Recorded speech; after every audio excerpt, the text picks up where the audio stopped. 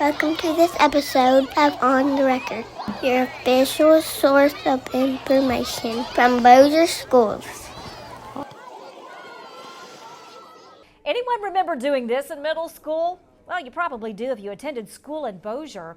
8th graders at Green Acres Middle School are slipping into the cockpit and flying high, getting a bird's eye view at 30,000 feet. The Aerospace program is one of the longest running programs at Bossier Schools. It started more than 5 decades ago, but it is even more relevant now than ever. Hi everyone, I'm Jason Rowland. And I'm Sonia Bales. Thanks so much for joining us for this episode of On the Record with Bossier Schools.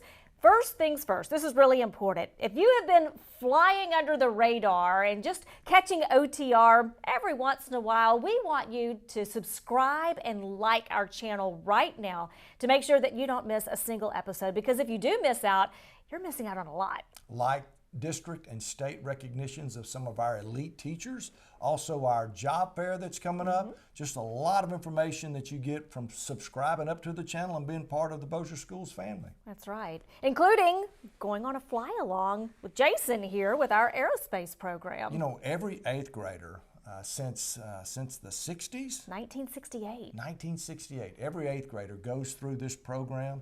And I remember as an assistant principal, we'd come down to Green Acres and Cope, and we'd go through the aerospace assembly. Just a wonderful time. And kids get the opportunity to go in there, try to manage that simulator, and then they get scored off of it and receive some. But one of the main things that we love about it, not only does it intrigue kids about flying, but also it promotes our JROTC programs, which are huge in Bossier Schools. That's right, and also just strengthens our partnership with Barksdale Air Force Base as well. You know, I remember also going through the flight simulator program when I was an 8th grader at Green Acres Middle School. We won't say how long ago that was. We know how long ago it was. Same age here. But just being nervous when I, had to slip behind the controls and it was my turn to fly. Well, Jason, you said you didn't get the chance to do that when you were in 8th grade, No. So we put you to the test, which was a lot of fun, to see how you would do when you flew the friendly skies. All I can say is put on your seatbelt, stow your tray table, because we're going rolling, or in this case, flying with Rollin.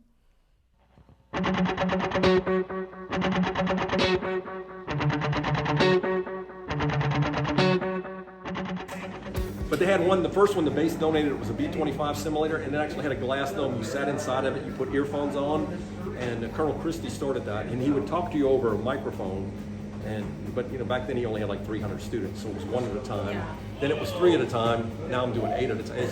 So you have to be able to have this kind of simulator just for the numbers. Right, just to do that many at one time. Right. Yeah. Oh gosh, I don't love this when I was in school because I always wanted to learn how to fly, and that was one of my dreams always to do that. Turn left, make sure you go left. All right, good.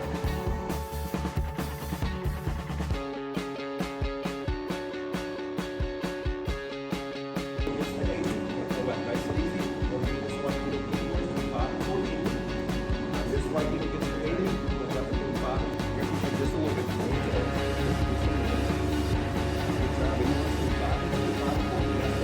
All right, so about the next 2 minutes, all y'all have to do is try to keep it somewhere between 5 and 14.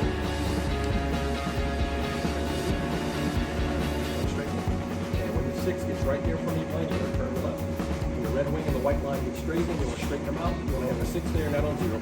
Just a little bit. Yeah. All right, there's your red light. You got that red light. That's the runway. That's where I'm going. And that's where you go. Just going like 130 miles an hour, so you don't have to turn too hard. Turn real easy because it gets you off course. It does. Just keep it right there at 0. Like that over here. All right, 15 is that way. Turn that way. And your 15 is that way. Just a little bit more that way.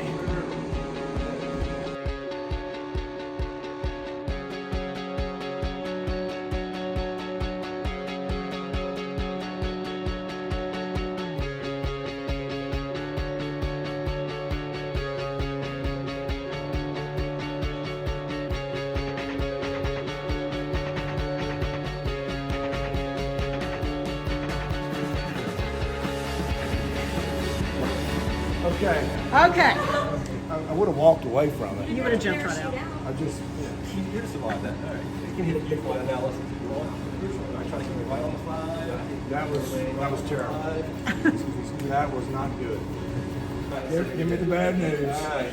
Give me the bad news. All right, it should look like a J. What happened is you just turned it hard. You just made one turn. You were supposed to cross the river and turn. So I just take off 1 for that. Oh, man. You didn't go too high. You didn't go too low. We did crash. So I want to take off 1 for the crash because that's the hardest part, the landing. So 98, I just, that's not bad. crash. So, like, if you don't crash, do you get, like, a bonus point if you... No, it's kind of that's the hardest part. I usually try to help them with the landing because that's the hardest part. How long have you been doing this? I started in 2007. I retired from the Air Force in 2007, and I started in 2007. So, the kids, how many kids have you run through here, let's just say this year? About 1,600. 1,600 kids. So I'll have close to 400 at Benton. I'll have a little over 2,000. Wow. I was telling them earlier, I think my first year I had like 1,050. I missed the Bourgeois. I had like right at 1,000. He had like 1,001. Every year it's grown like 100. Almost every year it seems like it's growing.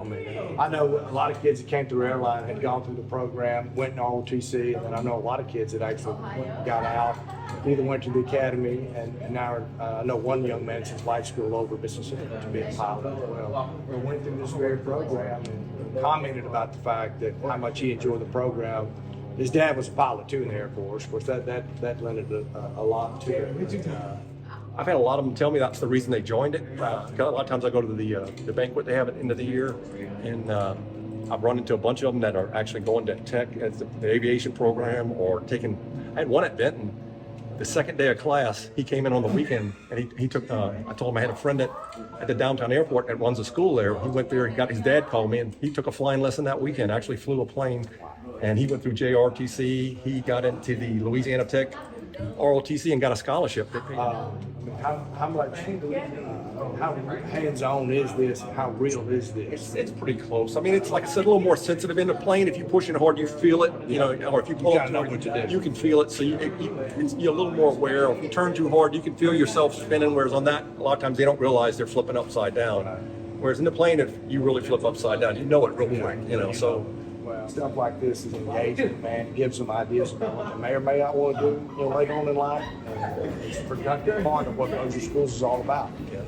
Creating experiences for kids and giving them opportunities to find their niche. Thank you so much. Appreciate it. I enjoyed it. I had fun with it.